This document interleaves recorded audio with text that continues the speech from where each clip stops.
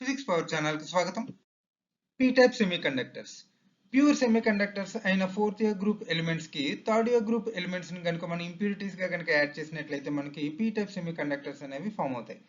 So అది ఎలాంటి example మనం అబ్జర్వ్ చేయొచ్చు. సిలికాన్, జెర్మేనియం వంటి ఎలిమెంట్స్ కి ఫోర్త్ ఇయర్ గ్రూప్ ఎలిమెంట్స్ కి థర్డ్ ఇయర్ గ్రూప్ ఎలిమెంట్ అయిన అల్యూమినియం, గాలియం, ఇండియం, సో వీటిని కనుక మనం ఇంప్యూరిటీస్ గా కనుక యాడ్ చేసినట్లయితే మనకి ఈ సెమీ కండక్టర్స్ కి కండక్టివిటీ అనేది ఇంప్రూవ్ అవుతుంది. అది హోల్స్ ద్వారా మనకి కండక్టివిటీ జరుగుతుంది కాబట్టి మనం పీ టైప్ సెమీ కండక్టర్స్ అని చెప్పేసి అంటాం. సో ఇక్కడ డయాగ్రామ్ లో అబ్జర్వ్ చేయొచ్చు.